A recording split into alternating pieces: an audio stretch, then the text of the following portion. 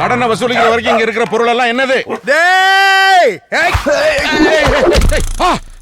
ஏண்டா குடுத்த ஆசை கேட்க வந்தா ரவுடி பேல வச்சு கொலவன பாக்குறியா? இப்படி ஹோட்டல்ல வந்து கலாட்ட பண்ணீங்கன்னா கஸ்டமர்லாம் ஹோட்டலை பத்தி என்ன நினைப்பாங்க? இதையும் ஒரு ஹோட்டல்னு மதிச்சு இங்க வர்ற கஸ்டமர் இவங்க 5 பேர் தான். அதுவும் வெள்ளக்காரன் காலத்துல ஹோட்டலும் பக்கத்துல இருந்த மில்லும் ஓஹோன்னு இருந்தப்ப வந்து சேர்ந்த கும்பல் இப்போ ஓஞ்சி தேஞ்சி 5 பேர்ல வந்து நிக்குது. இன்னும் 1 மாசத்துல இவங்களும் டிக்கெட் வாங்கிடுவாங்க. அதுக்கப்புறம் ஹோட்டல் டல்லு தான். இவ்வளவும் தெரிஞ்சிருந்து நான் உனக்கு கடன் கொடுத்தேன் பாரு. டேய் இப்ப சொல்றேன்டா, இனிமே ஒவ்வொரு தடவை வரும்போது ஒவ்வொரு பொருள் எடுத்துட்டு போறேன். அதனோட மதிப்பு என்ன தெரியுமா? 1952லயே 49 ரூபாய் 10 அணா. இவ்வளவுதானா? 2 லட்சம் ரூபாய் கடனுக்கு போய் இதை எடுத்துட்டு போனான்னு சந்தோஷப்படுதாத்தா? என்னோட சந்தோஷமே அதுல பாட்டு கேட்கறது தான். போய் அதை மீட்டுக்கிட்டு வா. ஏன் பாட்டுன்னு உசுர் எடுக்கிற? சபாவில போய் கச்சேரியா பண்ண போற? சமையல் தானே பண்ண போற? போ. என்ன ஒரு சாதாரண சமையல்காரன் நினைச்சுதானே இப்படிலாம் பேசுற? நான் என்ன சொல்றேன், நீ என்ன புரிஞ்சுக்கிட்டு இருக்க? உன்னை என் சொந்த தாத்தா ஸ்தானத்துல வச்சிருக்கனால தானே அம்மா அப்பாவை பறி கொடுத்துட்டு உன் பேத்தி இங்க வந்து நின்னப்ப நான் அதை காலேஜ்ல சேர்த்து படிக்க வச்சுக்கிட்டு இருக்கேன். நாளைக்கு இந்த பொண்ணுக்கு ஒரு கல்யாணம்னாலும் நான் தானே முன்னாடி நின்று நடத்தி வைக்க போறேன். உன்னை வெளி மனுஷனா நினைச்சா நான் இதெல்லாம் செய்வேனா? என்ன சொல்லி என் வாய் அடிக்கணும்னு உனக்கு நல்லா தெரியும். இன்னைக்கா நேத்தா உன் அப்பா தாத்தா காலத்துல இருந்து பாக்குறேன், பழகி போச்சு. ரொம்ப கஷ்டப்பட்டு சர்வீஸ் பண்ணிருக்கேன். 250 ரூபா பணத்தை கூட. இரியா, முதல்ல உன் வேலை சுத்தமா இருக்கான்னு பாத்துக்கிட்டுல காசு கொடுக்க முடியும். என்ன கீபேடு டைட்டா இருக்கு? உன் கடை சாம்பார்ல விழுந்தது தானே, அப்படிதான் இருக்கும். நீ பணத்தை எடு. கேமரா நல்லா வேலை செய்தான்னு பாத்துக்கிட்டு பணம் தர்றேன். முதல்ல மங்களகரமா ஒரு ஸ்டில் இருக்கும். 250 ரூபா பணத்தை கொடுத்துட்டு போயா. நான் என்னமோ உங்ககிட்ட புதுசா வியாபாரம் பண்ற மாதிரி பணம் உயிரை எடுக்கிறேன். இரியா தர்றேன். என்ன ஓடியா போயிட போறாங்க?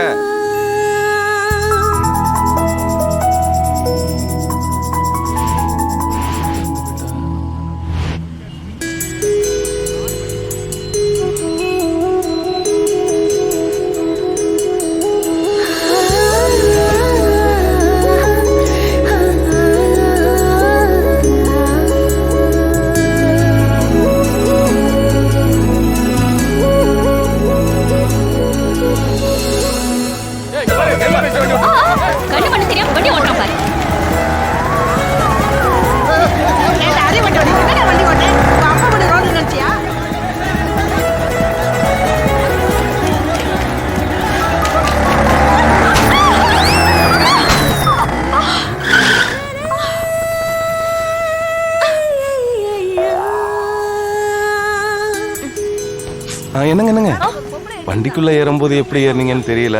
இறங்கும் போதாவது வலது கால வச்சு இறங்குங்க. சாரிங்க.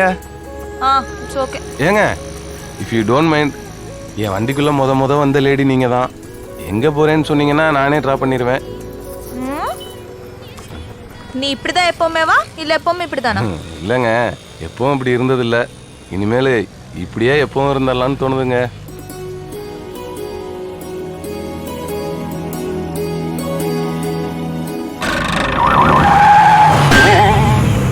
மிஸ்டர் மாணிக்கம், உங்க கடையில கணக்குல வராத தங்க வைர நகைகள்லாம் இருக்கிறத தகவல் வந்திருக்கு. கடையை சோதனை பண்ணணும். தாராளமா சார்.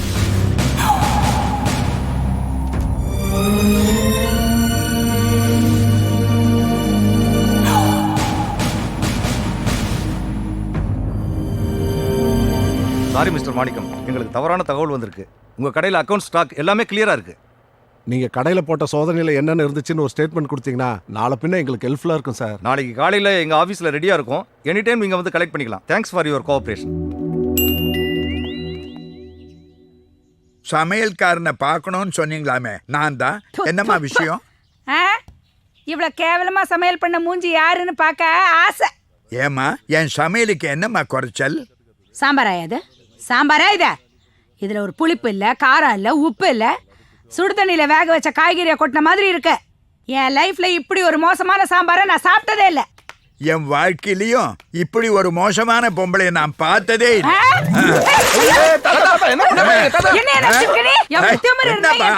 என்ன பேச?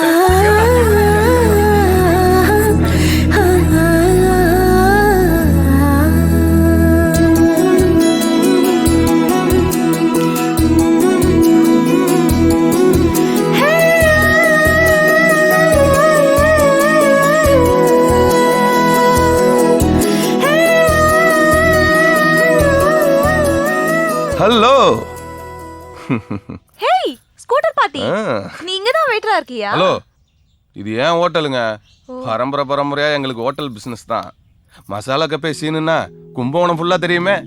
ஐம் சாரிங்க. It's all right. கும்பகோணத்துக்கு நீங்க புதுசுன்னு நினைக்கிறேன். ஆமாங்க. ஐம் மாதவி. டிரான்ஸ்ஃபர்ல இந்த ஊருக்கு வந்திருக்கேன். ஆபீஸ்க்கு போற வழியில அப்படியே டிஃபன் பார்சல் வாங்கிட்டு போலான்னு வந்தேன். பாலாஜி, மொறுமொறுன்னு ஒரு மசால் தோசை பார்சல். நம்ம ஹோட்டலே அதாங்க ஃபேமஸ். ஹோட்டல நடத்துறீங்க? ஹோட்டலு கார்ப்பரேஷன் குப்பை தொட்டி மாதிரி இருக்கு. என்ன ஹோட்டல் இப்படி இருக்கேன்னு பாக்குறீங்களா? என்னதான் வசதி இருந்தாலும் அதை வெளியில காமிச்சு கூடாதுங்கிறதா நம்மளோட குறிக்கோளை. நீங்க பாத்தீங்கன்னா எப்பவுமே 2 பிசினஸ்ல தான் ப்ராஃபிட். ஒன்னு காலேஜ், இன்னொன்னு ஹோட்டல்.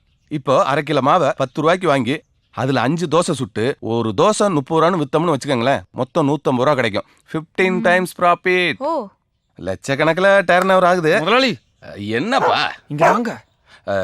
ஒரு நிமிஷம்.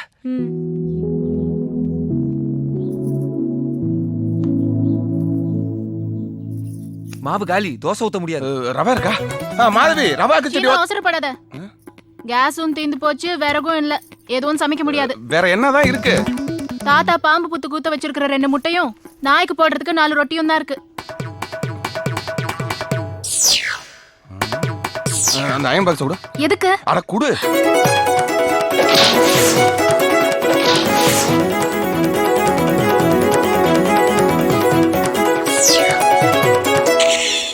ஃபேட்டு, கொலஸ்ட்ரால் எதுவுமே ஏறாம உங்க பியூட்டியை இப்படியே மெயின்டைன் பண்றதுக்கு பிரெட் ஆம்லேட் நானே போட்டதுங்க. ஓ, தேங்க் யூ. பில்? என்னங்க, கஸ்டமருக்கு தாங்க பில்லு, உங்களுக்கு போய். சரி, ஓகே. அப்புறம் மொத்தமா பாத்துக்கலாம். மாதவி, திரும்ப எப்ப சந்திக்கலாம்? நீங்களே என்ன தேடி வருவீங்க.